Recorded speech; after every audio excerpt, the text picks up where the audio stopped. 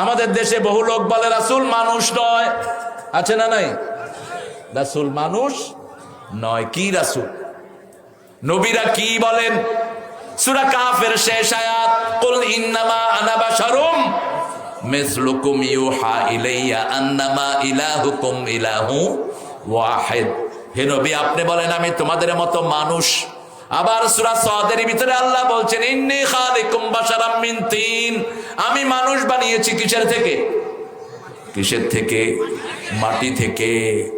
আর কিছু কিছু আমার ভাইয়েরা বলেন নবীরা হলো নূরের তৈরি। কিসের তৈরি? তো নূরের তৈরি হলে তো তুমি নবীর ইজ্জত বাড়া না। নূরের তৈরি ফেরেশতারা নবীকে সেজদা করেছেন, ঠিক না বে ঠিক? তুমি তো মর্যাদা বাড়াতে পারলা না। মাটির ভিতরে 8টা উপাদান, একটা হলো লাইট। একটা কি? লাইট। আল্লাহ যা মর্যাদা দিয়েছেন সেটাই আসল মর্যাদা। সব নবীরা মানুষ ছিলেন। কি ছিলেন? আরো জোরে বলেন। ইলা রাজুলিম মিনহুম আন আনদিরিন নাস, মানুষকে সতর্ক করো। কাকে আগে সতর্ক করবেন? আপনার বিবিকে করেন। আপনার বিবিকে আগে সতর্ক করেন। আনদের আশিরাতাকাল আকরাবিন, আপনার নিকটাত্মীয়কে সতর্ক করেন। বিবিকে আগে সময় দেন। রাসূল প্রথম দাওয়াত দিয়েছেন মা খাদিজাকে। হেরা পাহাড় থেকে আসলেন, এসে বললেন জাম্মিলুনি জাম্মিলুনি, কাবার মিয়া পুই ব্ল্যাঙ্কেট, আমাকে কমলি জড়িয়ে দাও। ইন্নী আখাফু আলা হায়াতি, আমি আমার জীবনের উপর ভয় করছি।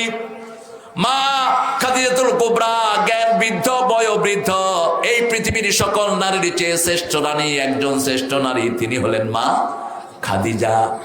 এতটা শ্রেষ্ঠ রাসূল বলতেন। মা আয়েশাকে কি ডাকতেন? লালি, লালমণি। কি ডাকতেন?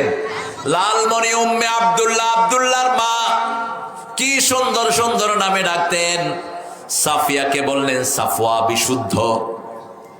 মা খাদিজাল কুবরাকে ডাকতেন তহেরা, মহাপবিত্রা। আল্লাহু আকবার। কি সুন্দর বিবিতের লকব।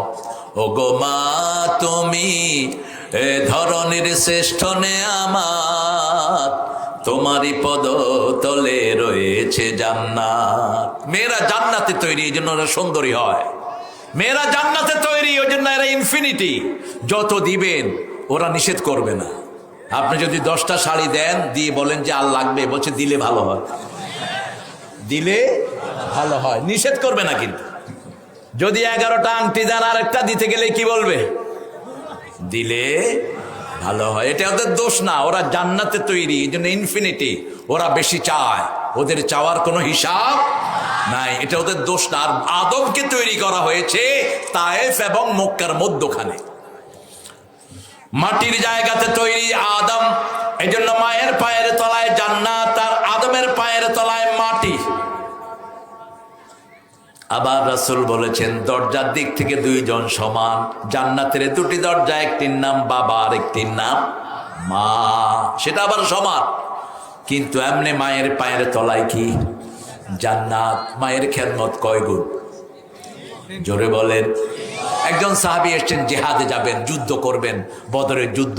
ইয়া রাসূলুল্লাহ উকাতিলু মাক, আপনার সাথে আমি যুদ্ধ করব, আমি জান্নাতে যাব। রাসূল বললেন বাড়িতে কে আছে? বলছে আব্বা আম্মা আছে। Go home and serve your mummy, যাও বাড়ি যাও, তোমার মায়ের খেদমত করো। সাহাবী আবার ঘুরে আসলেন, ইয়া রাসূলুল্লাহ আমি আপনার সাথে জিহাদে যাব।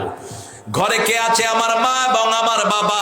যাও ঘরে যাও, মায়ের খেদমত করো। আবার সামনে এসে দাঁড়ালেন, আবার বললেন আমি আপনার সাথে জিহাদে যেতে চাই। রাসূল সাল্লাল্লাহু আলাইহি ওয়াসাল্লাম বলেন ঘরে কে আছে? আমার মা, আমার বাবা, মায়ের খেদমত করো। চতুর্থবারে বললেন বাপের খেদমত করো।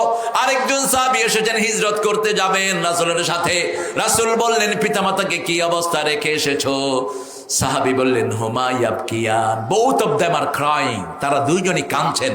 রাসূল বললেন ঘরে যাও, hold their feet, stop their crying, ঘরে যাও, তাদের পা ধরো, কান্না বন্ধ করো। সুবহানাল্লাহ বলতে ইচ্ছা করো?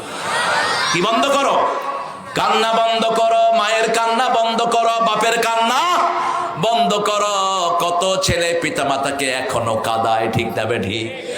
আপনি আসার সময় তো মাকে কত কাঁদিয়েছেন, কত মা আপনার জন্য কেঁদেছে, কত রাত মা ঘুমাতে পারেনি। সে আল্লাহ রাব্বুল আলামিন বলছেন এই মাকে আদর করার ব্যাপারে ওহী করেছেন কে?